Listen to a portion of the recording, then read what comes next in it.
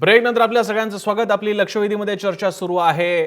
खळखट्याक आणि जाळपोळ हेच का नवनिर्माण, त्यावर आपली चर्चा सुरू आहे. जर का आपल्याला मत मांडायचं असेल तर @जयमहाराष्ट्रN या आमच्या ट्विटर हँडलवरती जाऊन आपलं मत मांडा. परप्रांतीयांच्या मुद्द्यावर मनसे पुन्हा उभारी घेईल का, आपला प्रश्न सुरू आहे. पुन्हा एकदा स्टुडिओ मला सोनवणेंकडे जायचं, पण त्यापूर्वी पुन्हा एकदा स्टुडिओमध्ये ननावरेंना मला विचारायचं. ननावरेजी, जर का खरंच मनसेनं असं काही आंदोलन हाती घेतलं आणि रिक्षांना जाळपोळ किंवा इजा पोहोचवायचा, क्षती पोहोचवण्याचा प्रयत्न केला, तर आरपीआय करणार काय? आरपीआयची काय भूमिका आहे या संदर्भात? आरपीआयची भूमिका आताच नव्हे, पहिल्यापासून स्पष्ट आहे. जेव्हा जेव्हा मनसेने आणि राज ठाकरेंनी परप्रांताच्या विरोधात पेटवापेटवी मारहाणीची घोषणा केल्या, तेव्हा देखील उदाहरणार्थ मुंबईतल्या परप्रांतीय फेरीवाल्यांना हुसकून देण्याची गोष्ट केली, तेव्हा देखील रिपब्लिकन पक्षाचे भीमसैनिक त्या तमाम कष्टकऱ्यांच्या पाठीशी उभे राहील. मग तो कोणत्या गावचा, कोणत्या प्रांताचा, कोणत्या जिल्ह्याचा आहे याचा विचार करणार नाही. आणि म्हणून काल परवा जेव्हा राज ठाकरेंनी रिक्षा जाळपोळीची घोषणा केली, आम्ही समस्त आमच्या कार्यकर्त्यांना मुंबई आणि महाराष्ट्रातील सूचना दिलेल्या आहे की असा कुठे जिथे प्रकार तिथे रिक्षावाल्यांच्या मदतीला धावून गेलं पाहिजे. परंतु ही जरी पक्षाची भूमिका असली, मला पुढे जाऊन असं म्हणायचं की आता मनसे देखील विचार करू लागलेले आहेत. मनसेचे कार्यकर्ते देखील पूर्वीप्रमाणे आलेल्या हुकुमाचा अंमल करतील असं मला वाटत नाही. कारण ऐन अधिवेशनाच्या सुरुवातीलाच गेली 2 दिवस विनोद तावडेच्या मुद्द्यावर विधानसभेच्या कामकाजामध्ये हंगाम सुरू आहे आणि त्याचं मुहूर्त साधून राज ठाकरेंनी शिवसेनेकडे असलेल्या परिवहन खात्याला टार्गेट करण्याचा प्रयत्न केला. आणि तो करत असताना राज ठाकरेंचे जे काही आक्षेप आहेत त्यातला मग सांगितल्याप्रमाणे 70% परप्रांतीयांना परमिट मिळेल, त्यानंतरचा 2 की 70,000 रिक्षा बजाजच्या रस्त्यावर येणार. एक रिक्षाची किंमत 1,70,000, राज ठाकरे गुणिले 70,000 आणि असं म्हणतात की 11,000 कोटीचा हा एकूण भ्रष्टाचार, गैरव्यवहार आहे, अशा प्रकारची त्यांची दृष्टिकोन आहे. तिसरा मुद्दा असा आहे की राज ठाकरेंना जर परप्रांतीयाच्या परमिटची जर खरंच काळजी असेल तर मग हाकेंनी सांगितल्याप्रमाणे महाराष्ट्रामध्ये यावेळेस पहिल्यांदाच प्रथमच की परमिटसाठी अर्ज केलेल्या उमेदवाराची परीक्षा घेतली जाते आणि मराठी साहित्यातील किंवा वर्तमान सृष्टीतील काही पत्रकारांना मराठीच्या परीक्षा घ्यायला निमंत्रित केलेलं गेलं आणि त्या पत्रकारांनी प्रत्येक उमेदवाराची मराठी भाषेची परीक्षा घेतलेली आहे.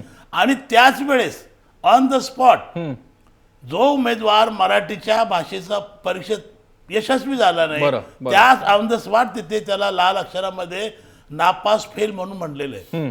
असं असताना देखील खरं पाहिलं असता राज ठाकरेंनी या गोष्टीचं अभिनंदन केलं पाहिजे होतं, पण ते तसं करत नाही. यामध्ये मला अजून एक संशय येतो, तो आज मी आपल्याला सांगू इच्छितो की ज्याप्रमाणे काँग्रेस राष्ट्रवादीनं गेली 10 वर्ष राज ठाकरेंना त्यांच्या हितासाठी वापरण्याचं काम केलं. काँग्रेस राष्ट्रवादीला असं वाटत होतं की राज ठाकरेंना जेवढी प्रसिद्धी मिळेल, राज ठाकरेंना जेवढं आम्ही मोठं करू तेवढं शिवसेनेचं नुकसान होईल. आणि म्हणून मला देखील असा संशय यायला लागलेला आहे. मग हाके म्हणाले, हाकेच्या याचं मी स्वागत करतो, जर सरकारने सरकारचं काम करावं. राज ठाकरेंनी जाळपोळीची भाषा करून कायदा आणि सुव्यवस्थेचा प्रश्न निर्माण केला आहे. राज ठाकरेंवर त्वरित कारवाई झाली पाहिजे. ठीक आहे, मग ती कारवाई मागे केली का नाही? पण तुम्ही आता अजूनही एक व्यक्ती अशा प्रकारे चॅलेंज देतो, असं सरकार करताय. मुख्यमंत्री विधानसभेत म्हणाले की राज ठाकरेचं भाषण आज मी बघितलंच नाही. अरे किती म्हणजे काय चाललंय? मुख्य सरकार एकेकाळी आर पाटील अशीच उत्तर द्यायची की मला रेकॉर्ड करावं लागेल, बघावं लागेल. असो, सरकारने सरकारचं काम केलं पाहिजे. कालपर्यंत काँग्रेस राष्ट्रवादीने आज ननावरेजी जरी म्हणाले मुख्यमंत्र्यांनी ते भाषण पाहिलं नसलं तरी आमच्या खात्याचे गृहराज्यमंत्री म्हणजे आपल्या महाराष्ट्र सरकारचे गृहराज्यमंत्री राम शिंदे यांनी स्पष्टपणे आज सभागृहात सुद्धा त्यांनी सांगितलेलं आहे की अशा स्वरूपाचं कोणी जर कायदा हातात घेण्याचा प्रयत्न करेल तर ते हे सरकार त्याला योग्य त्या पद्धतीची त्याच्यावरती कायदेशीर कारवाई करेल असं स्पष्टपणे. पाडव्याला शिवाजी पार्कला सभेला परवानगी देत आहे. वाघमारे जी, तुम्ही अतिशय स्मित हास्य आणून हसताय, कारण तुम्हाला माहिती आहे की एकेकाळी हे सगळे प्रश्न आम्ही झेलले होते, आता ते छान भाजपला झेलावं लागतं, ते त्यांना झेलून दे. पण प्रश्नाचा एक सामूहिक जबाबदारी काय आहे याबद्दलची? काँग्रेस पक्ष सुद्धा आज या बाबतीत हा मुद्दा घेऊन उपस्थित होताना दिसत नाही. आज सत्ताधाऱ्यांमधला एक पक्ष तो म्हणतो की आम्ही रिक्षावाल्यांना वाचू, काँग्रेस याबद्दल आक्रमक दिसत नाहीये. तिकडे एक नितेश राणे तिकडे डंपरसाठी आंदोलन करतात. मुंबईमध्ये तुम्ही सगळे आहात, तुम्ही पण आंदोलनं करता, तुमचे निरुपम सुद्धा आंदोलनं करतात. राज ठाकरेंच्या या विधानानंतर काही रिप्लाय द्यावा एवढी काँग्रेस आता ताकदवान राहिली नाहीये मुंबईमध्ये. प्रसन्नजी, आपण अँकर आहात, आपण काय बोलताय आणि कुठच्या पक्षाबद्दल बोलताय? आमचा इतिहास बघा. काँग्रेस सर्वसमावेशक आहे आणि काँग्रेसमध्ये सगळ्या जाती धर्मातले, सगळ्या प्रांतातले लोक आहेत. घटनेला मानणारा सगळ्यात मोठा पक्ष. आज गेली 60 वर्ष आम्ही या देशामध्ये आहोत आणि त्याचा आम्हाला अभिमान आहे. त्याच्यामुळे तुमच्यासारख्यांच्या प्रश्नांनी की काँग्रेस संपली आहे का किंवा संपली काँग्रेस- म्हणाला नाही, मला- मला रिप्लाय पूर्ण- काय देताय? राज ठाकरेंनी आव्हान दिलेलं मला आहे. प्रसन्नाची काय करणार आहे काँग्रेस? मला पूर्ण करू द्या. बोला. नाही, जी तुमची भाषा होती की काँग्रेसनी अजून उत्तर दिलं नाही किंवा काँग्रेस काय करते, हो. काँग्रेसची भूमिका ही कधीही कुठचाही भाषावाद, कुठचाही प्रांतवाद, कुठचाही धर्मवाद आणि कुठचाही राष्ट्रवाद याच्याशी राहिलेली नाही. आम्ही सगळ्यांना घेऊन बरोबर सर्व धर्म समभाव, सर्व प्रांत समभाव आणि घटनेवर विश्वास ठेवणारा पक्ष आहे. बरं. त्याच्यामुळे राज ठाकरेंची ही जी भूमिका आहे, या भूमिकेशी काँग्रेस अशा प्रकारच्या भूमिकेशी म्हणजे ज्यावेळी माननीय बाळासाहेब ठाकरे हयात होते, हो. त्यांनी ज्या वेळी या भाषा वापरल्या त्यावेळी काँग्रेस त्यांच्याही विरोधात काँग्रेसनी भाषा केली आहे. आणि आजही आम्ही राज ठाकरेंचा निषेध केलेला आहे. आणि माझ्या ओपनिंगच्या स्टेटमेंटमध्येच मी म्हणालो बरं. की राज ठाकरेंवर कारवाई करायची हिंमत हे बीजेपी सरकार दाखवेल का? याचा अर्थ असा की राज ठाकरेंच्या भूमिकेशी संमत होण्याचा प्रश्नच येत नाही. कारण या देशामध्ये कोणत्याही राज्यातल्या माणसाला या देशामध्ये कुठेही जाऊन आपलं पोट भरण्याचा आणि राहण्याचा अधिकार घटनेने दिलेला आहे. बरं. त्याच्यामुळे अशा प्रकारची वक्तव्य ठीक आहे. ज्या वेळी जे पक्ष किंवा नेते करतात त्यावेळी त्यांचा या घटनेवर विश्वास नसतो किंवा त्यांच्या ज्ञानामध्ये आपण विचारूया आणि सोना- अज्ञानामध्ये जास्त भर पडते. ठीक आहे. म्हणून मुद्दे मिळत नसताना आपण काहीतरी बोलायचं आणि प्रकाश झोतात यायचं हे एकमेव धोरण आपण विचारूया अशा प्रकारच्या सोनावणेंना पक्षांचं आहे. विचारूयात. सोनावणेजी 2-3 मुद्दे इकडे वाघमारे आणि हाके या सगळ्यांच्या बोलण्यातून उपस्थित झालेले आहेत, ननावण्यांनी पण मांडलेले आहेत. मी तुम्हाला सोनावणेची 2-3 मुद्दे विचारतो. एक, 70,000 रिक्षा परवाने अमराठी त्याच्यामध्ये खूप प्रमाणात घुसलेले आहेत, हे तुम्ही कोणत्या बळावरती म्हणता? माझा पहिला मुद्दा. माझा दुसरा मुद्दा, समजा त्याच्यात परप्रांतीय असतील पण त्यांना मराठी बोलता येत असेल तर मनसेची काय भूमिका आहे? आणि तिसरा मुद्दा, तुमची ही मागणी आहे का की 100% सगळे परवाने मराठी भाषक, मराठी म्हणून असणाऱ्याच मंडळींना मिळाले पाहिजेत, असं वाटतंय तुम्हाला? मला तुम्ही एक सांगा, साधी गोष्ट आहे ही जी सगळी मंडळी आज जे सांगताय याच्यामध्ये आज राजसाहेब ठाकरे यांची जी भूमिका महाराष्ट्राच्या नवनिर्माणाच्या माध्यमातून तुम्ही पहा, जेवढ्या काय पॉलिसी त्यांनी आणल्या, ठीक आहे, हो हारजीत होणं किंवा चढ उतार होणं आयुष्यामध्ये ही गोष्ट मी समजू शकेल. हो. परंतु जे चंगळवादाने 150 वर्ष आमचे पक्ष जुने म्हणणाऱ्यांनी महाराष्ट्राची आणि देशाची काय वाट लावलेली आहे, काय परिस्थिती आज तरुणांची आहे, किती बेरोजगारी आज मोठ्या प्रमाणामध्ये आहे. इथे कोणी पोट भरावं आणि संपूर्ण भारताच्या एकात्मतेच्या विचाराच्या बाबतीमध्ये निर्णय प्रक्रियेमध्ये आपण राहावं हे म्हणण्यापेक्षा साधी गोष्ट आहे की महाराष्ट्राचा विचार करत असताना महाराष्ट्राच्या 11.5 कोटी जनतेमध्ये ज्यावेळेला ही सगळी लोक येऊन थांबतायत त्यांच्याशी कधीही दुरागत भावनाने आमचा पक्ष आजपर्यंत किंवा राजसाहेब वागलेला नाही. मला एक सांगा, त्यांना एक साधी गोष्ट विचारायची आहे. हो.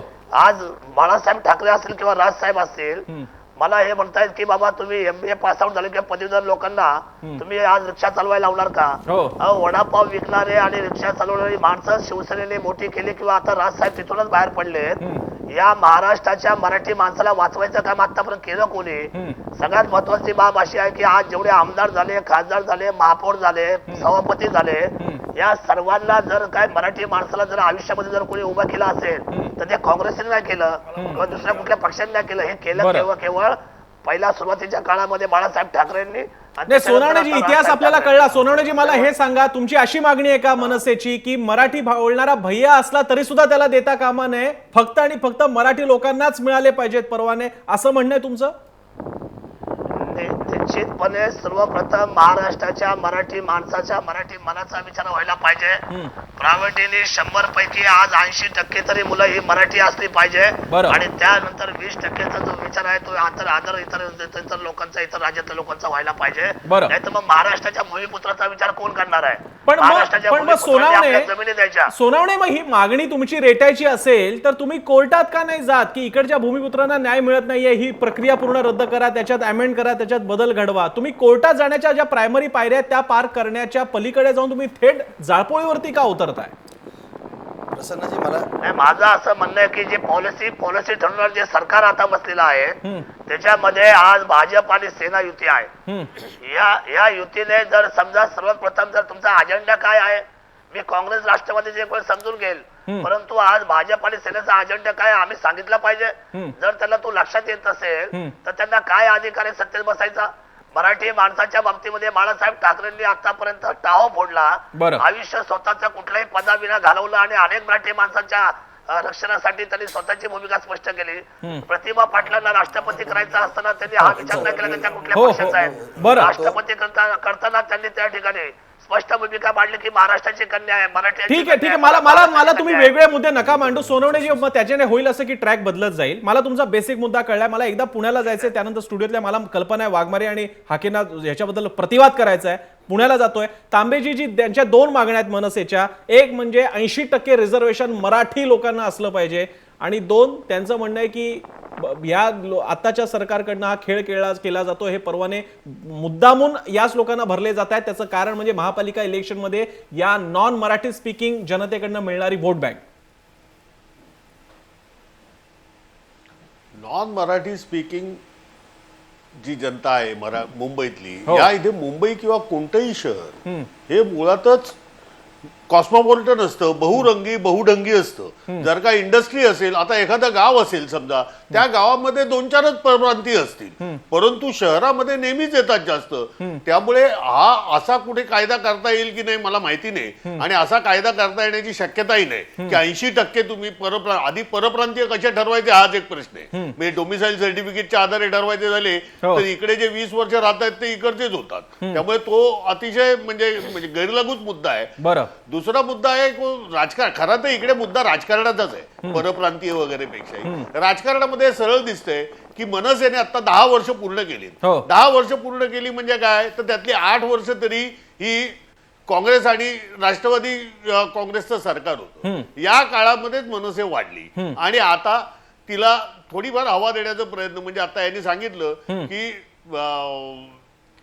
ननावरे साहेब असं म्हणाले की या काँग्रेस आणि राष्ट्रवादीने तिला वाढवलं. हो. आणि आता वाघमारे साहेब असं म्हणतायत की भाजप सरकारमध्ये यांना आवर घालण्याची ताकद नाहीये. हो. दिसतंय काय की दोघांच्याही बोलण्यात असं दिसतंय की जे सत्ताधारी आहेत या सत्ताधाऱ्यांना असा उपद्रव मूल्य असलेला पक्ष किंवा संघटना आपल्या राजकीय विरोधकाला नामोहरम करण्यासाठी वापरायची असते. आता इथे राजकीय विरोधक कोण आहेत हे आपल्याला माहिती आहे, कोण कोणाचे राजकीय विरोधक आहेत आणि कोण कोणाचे मित्र आहेत. हो. त्यामुळे इथे स्पष्ट आहे की मनसेचं जे काही उपद्रव मूल्य आहे त्या उपद्रव मूल्याचा वापर इकडचे सत्ताधारी करत आहेत. मग ते काँग्रेस आणि राष्ट्रवादीचे असोत की भाजपचे असोत, हे आपापले स्वार्थ, आपापले राजकीय हेतू साध्य करण्यासाठी मनसेचा वापर करतायत. आणि मनसेला अशी मनसेची म्हणजे राज ठाकरे यांचं राजकारण हेच आहे की या उपद्रव मूल्यातूनच आपला पक्ष वाढेल आणि नंतर आपण सत्ताधारी होऊ शकू.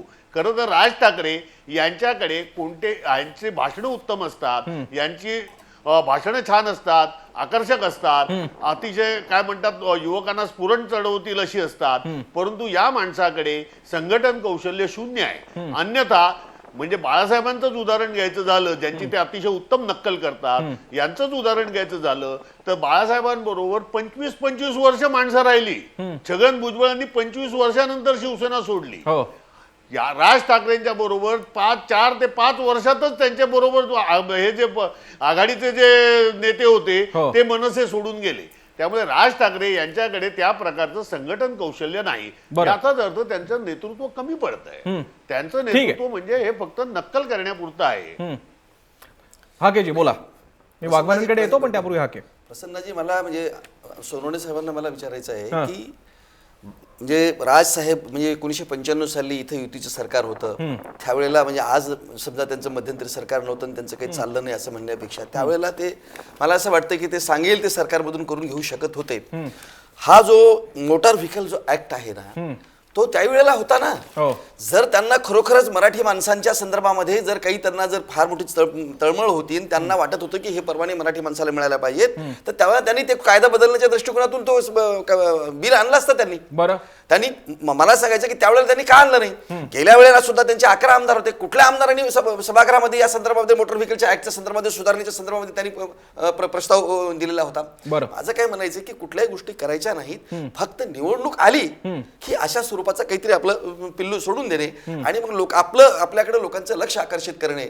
पण याच्यानं काही साधलं जात नाही. आतापर्यंत त्यांनी ते करून पाहिलंय, साधलं नाही. आता महाराष्ट्रामध्ये एकमेव सोनवणे साहेब आहेत आमदार, मला मी सांगतो. आणि आता नाशिकमध्ये वगैरे काय पडझड सुरू आहे, तिथले त्यांचे प्रमुख शिवसेनेमध्ये गेलेले आहेत आणि पुढे आणखी येत्या 4-6 महिन्यात काय होणार आहे त्यांनी त्यांना ते लक्षात येईल, तुम्हाला मी सांगतो.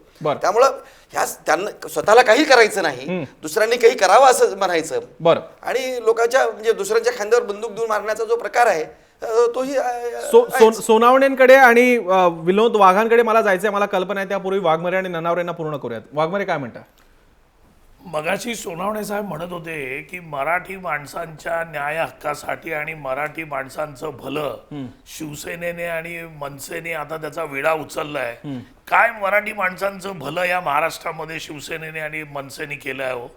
किती मराठी माणसांना नोकऱ्या लागल्या आणि किती जण वडापावच्या गाड्या विकतायत आणि त्याच्यावर वडापाव विकतायत. मराठी माणसाच्या नावावर राजकारण करून सत्तेचं लोणी खाण्याचं काम शिवसेना आणि मनसेने केलेलं आहे आणि त्याच्यामध्ये शिवसेना ही सगळ्यात आघाडीवर राहिलेली आहे.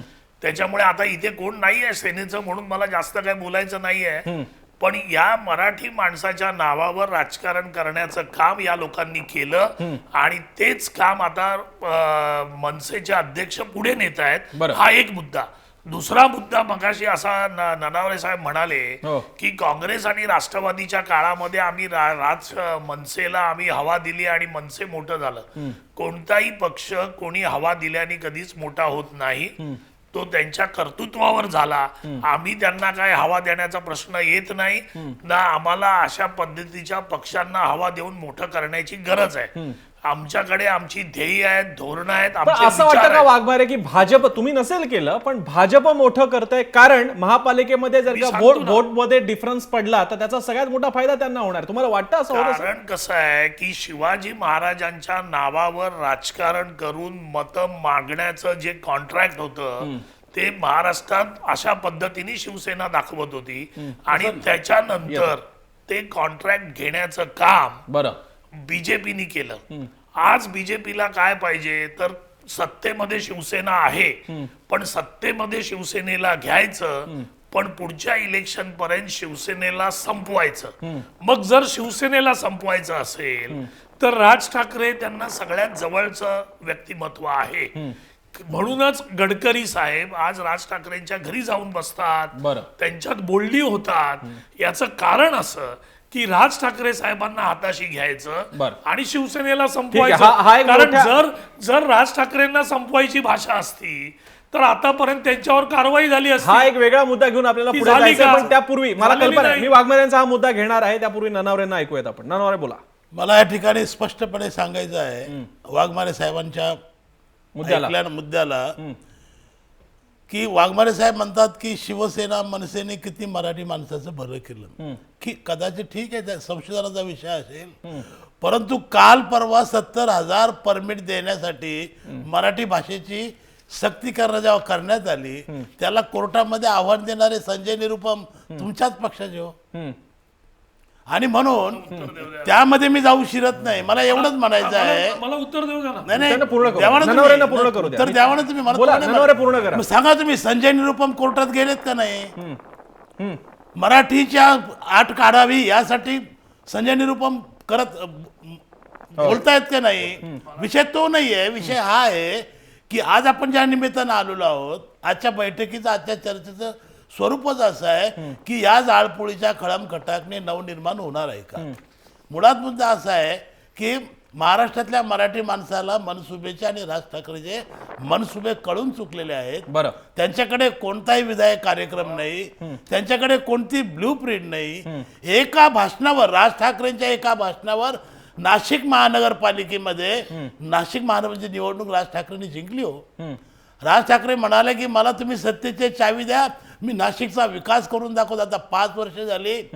प्रसन्न तुम्हाला सांगतो, कालच्या 2 तारखेला नाशिकला गेलो होतो. फेब्रुवारी महिन्यामध्ये नाशिकच्या लोकांना पिण्याला पाणी नाही. 2-2 दिवस पाण्याची कपात करण्यात आलेली आहे. आणि आरोग्याचे प्रश्न संपूर्ण नाशिकमध्ये डासांनी मच्छरांनी परेशान हैराण करून टाकलेला आहे. अनेक प्रश्न निर्माण झाले आहेत. अहो, बाजूला नाशिकच्या बाजूला भगूर नगरपालिका आहे, सी ग्रेड नगरपालिका. त्या भगूर नगरपालिकेला स्वतःचं धरण आहे हो. आणि नाशिक महानगरपालिकेला या दुष्काळाच्या परिस्थितीत देखील गंगापूर धरण ओव्हरफ्लो झालं, परंतु महानगरपालिकेने धरणाचं पाणी साठवण्यासाठी स्वतःचं धरण नसल्यामुळे आज फेब्रुवारी पासून संपूर्ण मार्च, संपूर्ण एप्रिल आणि संपूर्ण मे महिना जाणार आहे.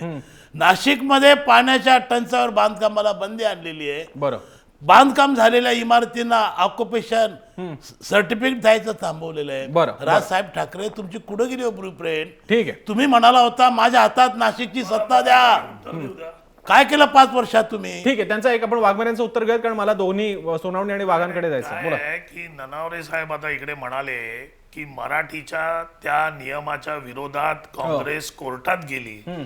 मी पहिल्यांदाच सांगितलं आणि आम्ही अजूनही सांगतोय की या देशामध्ये कोणताही माणूस, मग तो कोणत्याही भाषेचा असू द्या, कोणत्याही प्रांताचा असू द्या, घटनेच्या नियमाप्रमाणे तुम्ही त्याच्यावर भाषेची किंवा प्रांताची सक्ती करून नोकरी किंवा इतर बाबतीत जबरदस्ती करू शकत नाही.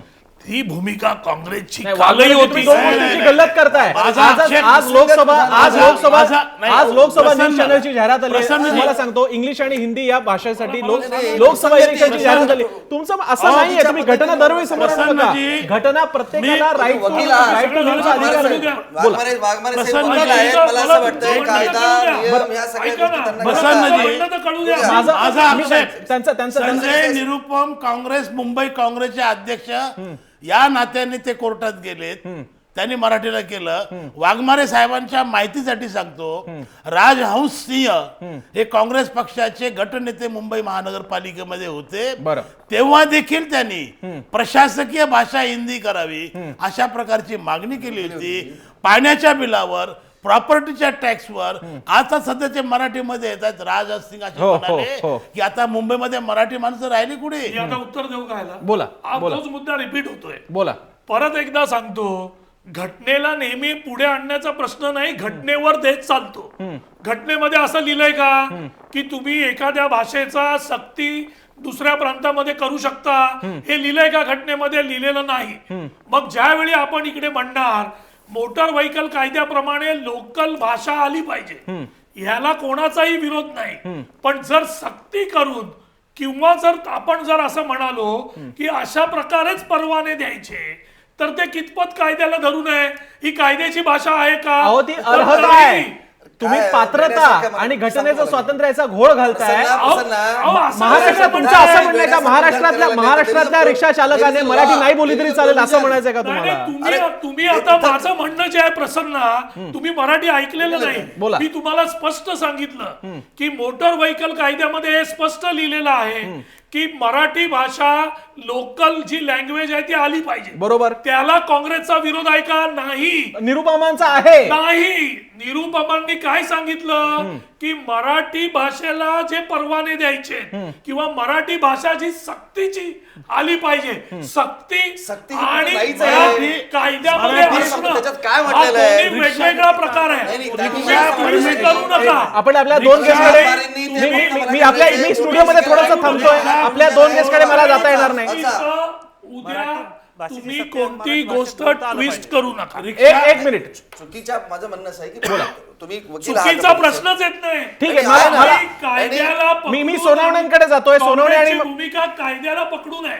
सोनवणे आणि विनोद वाघांकडे मला जायचंय. मला कल्पना आहे मगाशी मला जाता आलं नाही, कारण इकडे मान्यवरांना काही मुद्दे मांडायचे होते. सोनवणेजी, मी पुन्हा आपल्याकडे येतो.